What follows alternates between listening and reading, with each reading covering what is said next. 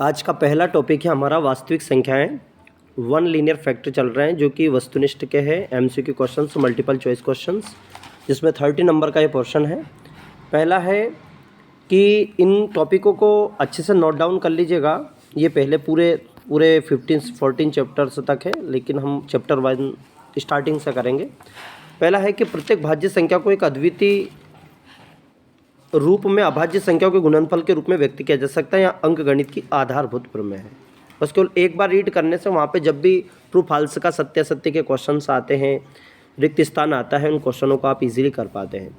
Okay, तो प्रत्येक भाज्य संख्या को एक अद्वितीय रूप में, हम अभाज्य संख्या के रूप में, भाज्य संख्या का मतलब है कि जिसमें डिवाइड करने पर, इसको समझे कॉन्सेप्ट को। जैसे 4 है, ये 4 एक भाज्य संख्या है। 4 को जब हम डिवाइड करते हैं तो 2 2 जा 4, यानी कि 2 दूनी 4, 2 एकम 2। तो ये जो रूप आया है ये एक अभाज्य संख्या का आया है, यानी कि एक अभाज्य संख्या के रूप में आप व्यक्त कर सकते हैं। तो समझ में आ गया, और इसे ही हम अंकगणित की आधारभूत प्रमेय बोलते हैं।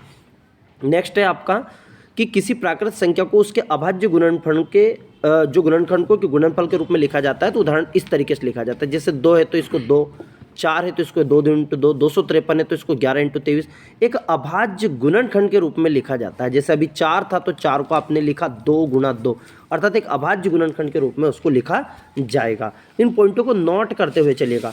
पहला थर्ड है आपका, एक प्राकृत संख्या का अभाज्य गुणनखंड उसके गुणनखंड के क्रम को छोड़ते हुए अद्वितीय होता है। भाई एक बार रीड कर दीजिएगा, नहीं तो जब भी वहाँ ट्रू फॉल्स में आता है तो हम उसको सॉल्व नहीं कर पाते हैं। एक प्राकृत संख्या का अभाज्य गुणनखंड, यदि एक प्राकृत संख्या है उसका अभाज्य गुणनखंड है तो उनके क्रम को छोड़ते हुए एक अद्वितीय फॉर्म में होता है। अगला है, कार्ल फ्रेडरिक गास को गणित का राजकुमार कहा जाता है। गणित का क्या कहा जाता है? Princess of mathematician. किसको कहा जाता है? कार्ल फ्रेडरिक को। इसका समयकाल भी पूछा जाता है। समयकाल का मतलब पूछा जाता है 1777 से भैया कहाँ तक, तो 1855 तक। ये मतलब पूछे जाते हैं कि इनका समयकाल कहाँ से कब तक रहा है, आगे भी पूछा जाएगा। आगे क्वेश्चन है, संख्याओं के प्रत्येक उभयनिष्ठ अभाज्य गुणनखंड की सबसे छोटी घात का गुणनफल महत्तम समवर्तक होता है। बहुत शानदार क्वेश्चन दिया। जैसे 12, 15, 21 का चाहिए। सबसे छोटी पावर क्या है? सबसे छोटी पावर देखो 3 एक ऐसा है जो सब तीनों में फॉर्म में मिल रहा है, एक कॉमन पॉइंट होता है, यही एचसीएफ होता है, सबसे छोटी पावर के रूप में होता है। उभयनिष्ठ होना चाहिए। उभयनिष्ठ का मतलब क्या होता है? कॉमन होता है। क्या होता है? तो तीनों में कॉमन। देखो 12, 15, 21 में कॉमन 3 आ रहा है। क्या आ रहा है? 3 आ रहा है। अभाज्य गुणनखंड की सबसे छोटी घात, और उसमें भी सबसे छोटी घात, जैसे मान लीजिए यहाँ पे 3 की घात 2 होता, कहीं पर 3 की घात 3 होता, कहीं पर 3 की घात 4, तो इसका एचसीएफ हो जाता 3 की घात 2। तो क्वेश्चन समझ में आया होगा, लाइन समझ में आई होगी। जो लाइन समझ में आते हैं इनको लिखते हुए चलेगा, नहीं तो ये लिखने के लिए तो हम डायरेक्टली बोल सकते थे, इनको डायरेक्ट लिखना, पर इनको समझना है ताकि जब सत्य में आए, रिक्त स्थान में आए, है ना, जिसके बाद एक वाक्य में उत्तर में आए तो आप उनको अच्छे से कर पाएँ। ठीक है, आगे जो हमने नोट्स आपको प्रोवाइड करवाए हैं उन नोट्स को भी अच्छे से पढ़ते चलिएगा। उसमें लास्ट के पेज पे वस्तुनिष्ठ दिए गए, पहले उनको कर लीजिएगा फिर इनको कर लीजिएगा। आगे दिया गया भैया कि संख्याओं के संबंध प्रत्येक अभाज्य गुणनखंड की सबसे बड़ी घात का गुणनफल लघुत्तम समापवर्तक होता है। यदि सबसे बड़ी घात हुआ तो वो लघुत्तम समापवर्तक होगा। यहाँ पर ध्यान से समझिएगा। इसका मतलब क्या दिया? जैसे कि 6 और 20 दिया है, यहाँ सबसे बड़ी घात क्या क्या निकली? देखो यहाँ पे सबसे बड़ी घात यहाँ पे 2 की घात 2 निकाल लिया हमने, फिर एक 3 की घात 1 निकाल लिया, और एक 5 की घात। इन दोनों में कॉमन क्या रहता है? तो एक तो कौन कौन सदस्य आए? 2 आया, 3 आया है और 5 आया है। तो 2 की सबसे बड़ी घात कौन सी है? तो 2 की घात 2 है। 3 की सबसे बड़ी घात क्या? 3 की घात 1 है। 5 की सबसे बड़ी घात क्या है? 5 की घात 1। फिर इनका गुणा कर दिया जाए, मल्टीप्लाई, तो आंसर 60 आ गया। क्लियर है क्या?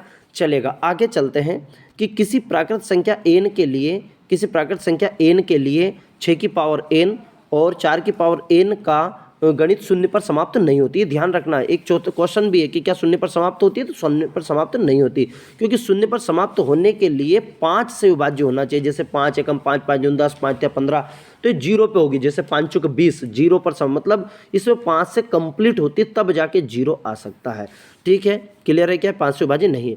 किन्हीं 2 धनात्मक पूर्णांक ए बी एचसीएफ है, तो ये तो बता चुके हैं भैया, उसने नोट्स में दिया है कि LCM into HCF is equal to दोनों संख्याओं का गुणनफल ए इंटू बी। जो मैं एडिशनल बोल रहा हूँ इसको भी आप लिख सकते हैं लाइक दैट, जो चीज़ें समझ में आनी चाहिए, कहने का मतलब ये है। आगे क्वेश्चन पर चलते हैं कि 2 संख्याओं का गुणनफल उनके एचसीएफ एलसीएम के गुणनफल के बराबर होता है, परंतु 3 संख्याओं का गुणनफल, ध्यान रखना, एचसीएफ और एलसीएम के गुणनफल के बराबर नहीं होता। केवल ये 2 संख्या की बात है। नहीं तो आपसे बोल दे कि जैसे 12 और 15 और 21 अभी आया था, इसका भैया एलसीएम 420 आया था। अब उन्होंने बोल दिया दो संख्याओं का गुणनफल, इन दो संख्याओं का गुणनफल इनके एलसीएम एचसीएफ के बराबर होगा, एलसीएम और एचसीएफ, पर तीन संख्याओं के गुणनफल के बराबर नहीं होगा। केवल दो संख्या के लिए नियम लागू होता है कि एलसीएम गुणित एचसीएफ बराबर पहली संख्या गुणित दूसरे, तीन संख्या के लिए लागू नहीं होता है। तो यहाँ भी समझ में आ चुका होगा लाइन।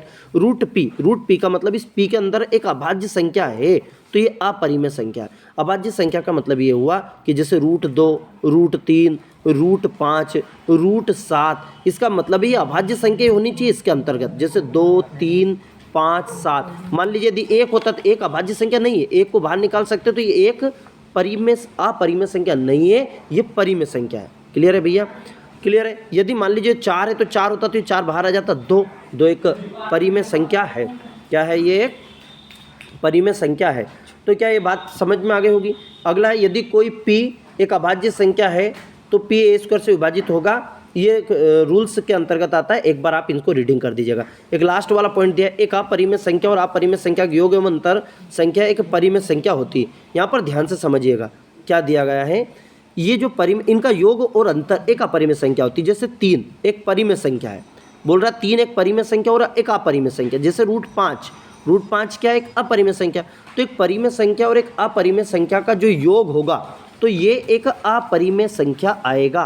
क्या समझ में आया कि नहीं आया लाइन? एक परिमेय संख्या और अपरिमेय संख्या के योग एवं अंतर अपरिमेय संख्या होगा। लास्ट एक शून्योत्तर परिमेय संख्या। शून्योत्तर मतलब ये शून्य है, एक अपरिमेय संख्या का गुणनफल भागफल एक अपरिमेय संख्या है। शून्योत्तर मतलब जैसे शून्य और शून्य में किसी अपरिमेय संख्या का गुणा कर देंगे, √2 का करेंगे तो भैया ये 0 आ गया, और 0 एक परिमेय संख्या। लेकिन शून्योत्तर का मतलब एक जो शून्य नहीं है, तो मतलब क्या बच्चा? जैसे एक है ना, और एक परिमेय संख्या है, और एक ही आ चुका है आपका एक अपरिमेय संख्या है। तो एक परिमेय और एक अपरिमेय संख्या को गुणन पहले एक अपरिमेय आएगा, केवल वो शून्य नहीं होना चाहिए। क्या क्वेश्चन क्लियर है? तो चैप्टर 1 आपको आई होप क्लियर आया होगा समझ में। कल हम चैप्टर 2 करेंगे इसी तरीके से, एक हर दिन आपको इसी टाइम पर चैप्टर वाइज आपको ये कंप्लीट मिल जाएगा, यानी कि एक दिन में एक चैप्टर को अच्छे से कंप्लीट करना। 1 लीनियर फैक्ट है, ये पूरे कंप्लीट है भैया। बोर्ड ने निकाले इन क्वेश्चनों पेपर को, आप बेटर तरीके से कंप्लीट कर लीजिएगा, एक बार रीडिंग कर दीजिएगा। वैसे आपने नोट्स से अच्छी प्रिपरेशन हो चुका है। क्लियर है? ओके, जय हिंद, जय भारत।